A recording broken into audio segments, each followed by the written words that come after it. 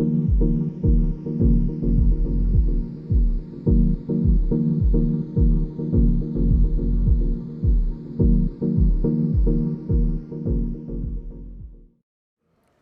is Darius at Retail Tech Podcast.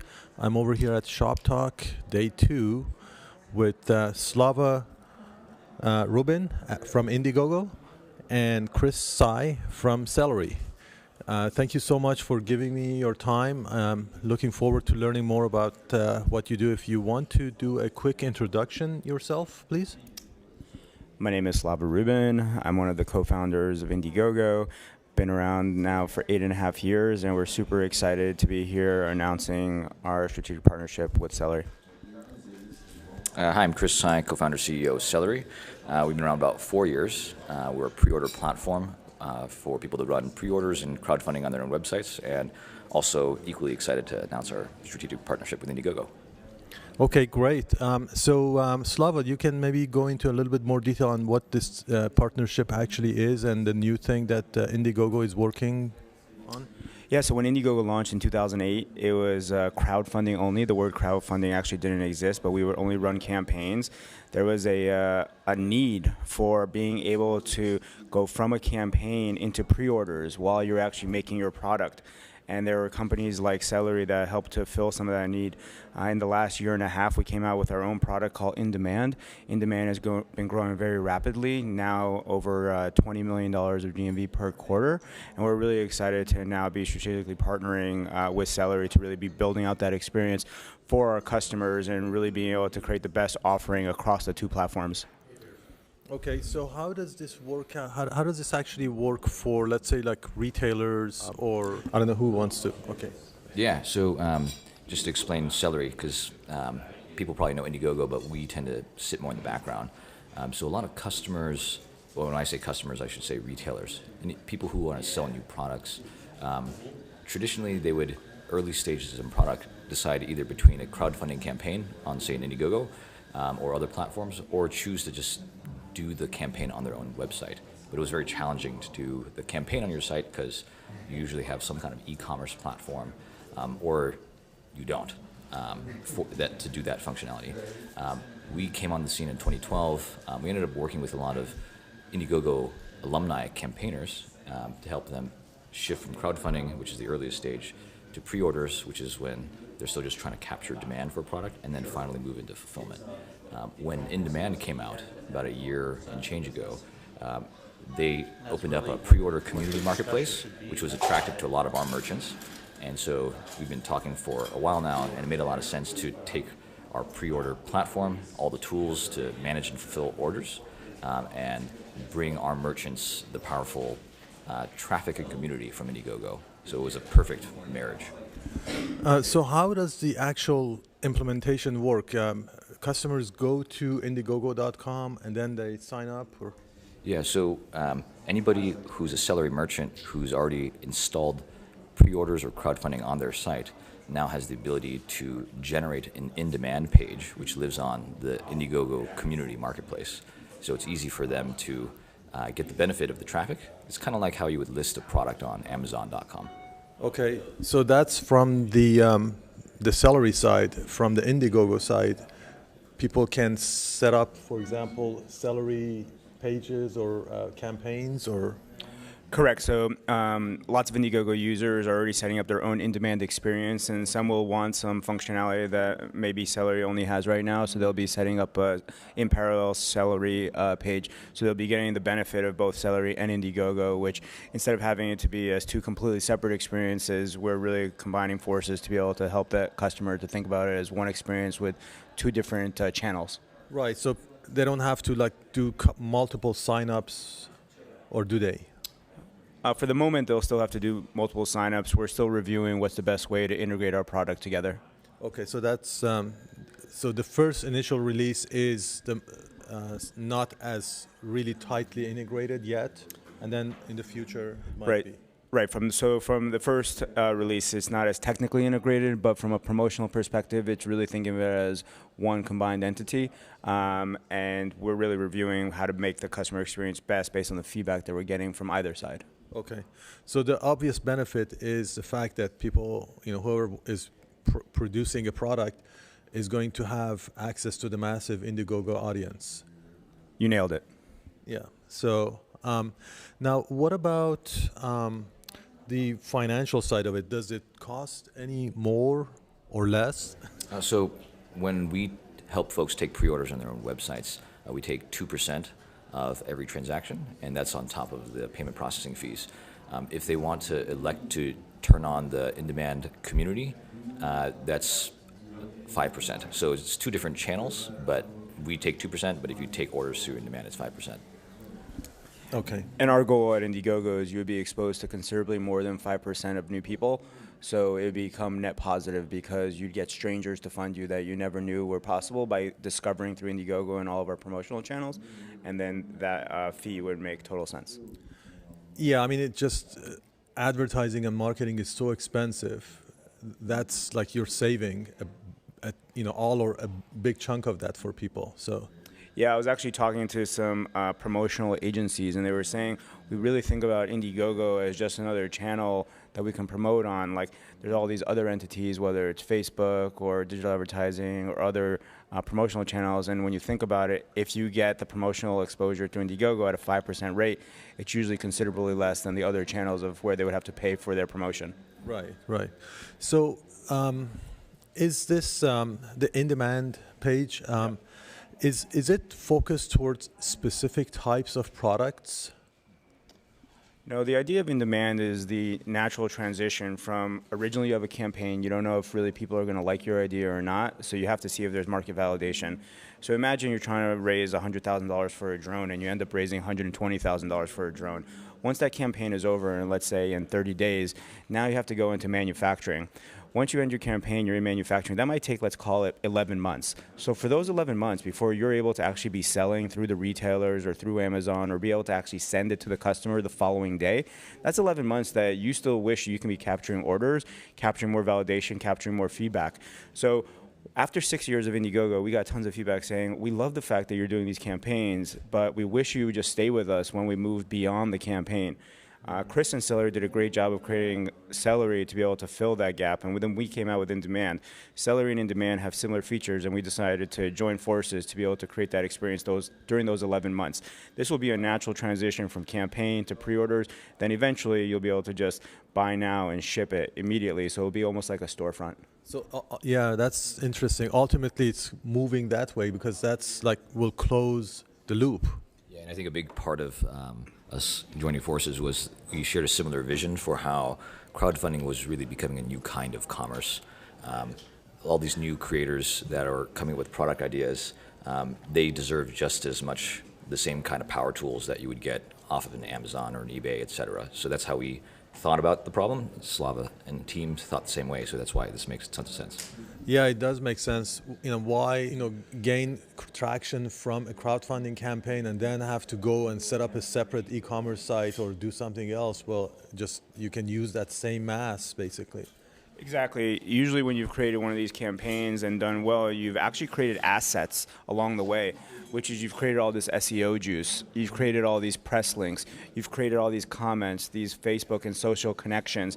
You don't want to just put those in the closet and walk away from them. Yeah. You wish you can carry those assets with you, which is what In-Demand and then partnering with Celery will do. And the other really benefit is when you have a capability like Celery, you can actually then plug it into your own branding experience, so you can get the benefit of the promotion of Indiegogo as well as your own branding experience on your own site with Celery. Okay, great. So can you give me a couple of examples of companies that have used the product you can do? So actually one of the early customers that did this before we had officially partnered is a company called BlueSmart. And BlueSmart is a smart luggage case. They launched on Indiegogo, did very well. Actually, I think they were one of the first in-demand customers too. But at the same time, they wanted BlueSmart.com to have pre-order functionality or a pre-order storefront, which we powered. So that was the first clue that both sides had that this could be a really good combination. Okay. Do you have any examples? Yeah. I mean, I think the BlueSmart one is a great example. Right now, you're going to be seeing more of that coming out. We're really talking to our customers, both on Indiegogo and Celery, and I think you'll see a lot of obvious examples across the two platforms. So how about social features? Is that something that maybe Celery has built in? I mean, everybody's talking about social commerce now. Yeah, absolutely. I mean, the very basic things that people have are things on the order confirmation page where you can retweet if a customer is purchased. They can tweet, repin, post to Facebook.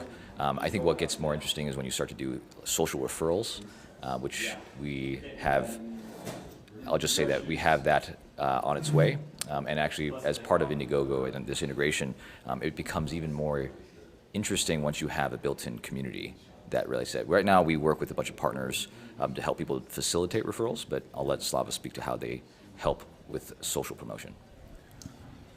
Yeah, I mean, Indiegogo wouldn't exist without social because it's really critical for the individuals to share with other people to really be able to gain that trust, especially in the early days of the funding.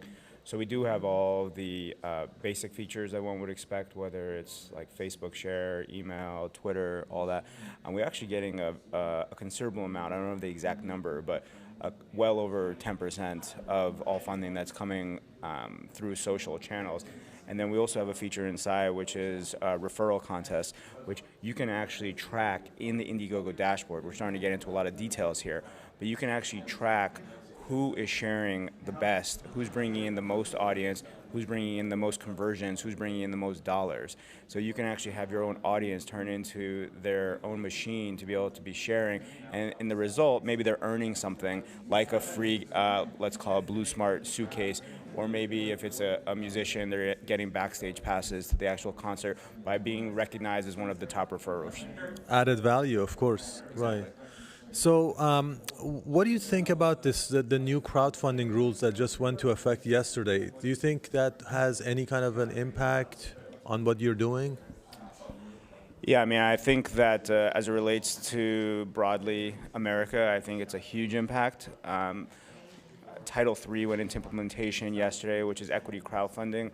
It's a rule that kind of reverses the way America was regulated for investing all the way back to 1933. We've been waiting for this for a few years. Actually, the bill was signed by President Obama in April of 2012. There are a few companies that right away have launched on day one. I think it's very early days. Indiegogo is definitely leaning forward and researching what is the right way to become part of all of this. I think in the coming weeks and months, there'll be some various stories, but I think before you know it, in the next few years, this will be a major game changer as it relates to small businesses, individual entrepreneurs having a brand new alternative for raising capital. Yeah, it's pretty interesting. It's like hard to really imagine. I mean, you know, when the initial crowdfunding rules went into effect with the angel list and the syndicates picking up, and now this, I think really small business owners, startups are really going to have to think about how, I mean, the game is basically changing. It's going to be really exciting. Lots of people have so many opinions, but no one's opinion is better than anybody else's because no one can say, I've lived through it or I've had the experience of knowing what it's like.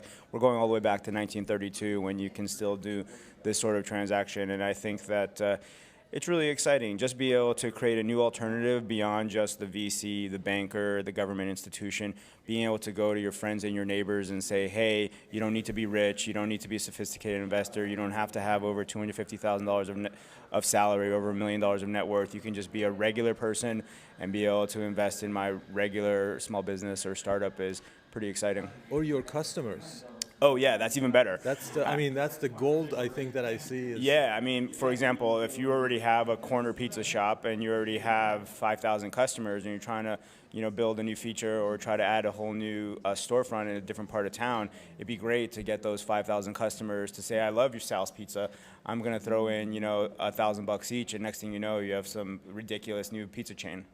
And this really came out really clearly when the demand for this sort of thing with Oculus Rift, if you guys remember what happened with them on Kickstarter. I think after Oculus raised, I think it was about $2 million, and then eventually sold to Facebook for $2 billion. I'm sure all the early customers or backers of Oculus wish they had some equity. Yeah. I know, it's, I mean, and you know, one of the biggest challenges that any retailer, any product has these days is loyalty.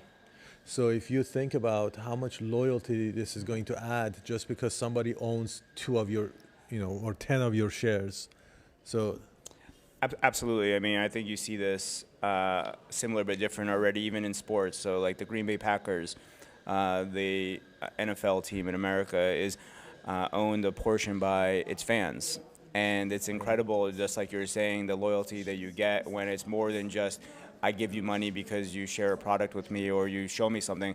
I give you money because I believe in it and I want to be a part of its future. I mean, it's an incredible concept. And again, I think it is a game changer. I think there'll be some uncertainties in the weeks and months to come, but I think once you start looking a few years out, it'll be a big game changer. Okay, yeah, I can already see all the backers on Indiegogo also wanting to get a piece from the company as form of equity. Yeah, I mean, a perfect example is BlueSmart. I mean, BlueSmart is a very innovative company. The idea of a smart suitcase, right? So smart suitcases, you kind of have to guess that 10, 15 years from now, all suitcases will be smart. So it's a natural transition of the market is shifting there, and people on Indiegogo are going to have an opportunity to potentially invest in a company that's on the cutting edge. I don't know if BlueSmart is actually going to offer equity on Indiegogo or not, or when that would happen, but I'm just using that as an example. Right. People in the comments already on Indiegogo write, can I invest in this? Or they say, when can I invest? Or how can I offline already find a way to give you money because I want equity in return? So there's a lot of demand already been going through all the social and commentary. So we're just researching what's the right way to bring it to life. Okay, great. All right, well, thank you so much. I think we're up on our time. Thank you so much for your time. And if anybody wants to contact you, I'm sure it's easy to find Indiegogo.com. Yeah, it's just www.indiegogo.com. We're happy to put them in touch with the people who run in demand. And then my email is just slava@indiegogo.com. Okay, Yeah, great. and, for us, it's trycelery.com, Try, celery, like the vegetable.com. And reach out to us at questions@trycelery.com. Awesome. Thank you. Thank you for listening. We hope you enjoyed this episode and would really appreciate rating us on Stitcher or iTunes. Also, make sure you subscribe to our newsletter at retailtechpodcast.com to be notified of new episodes, updates, and special announcements.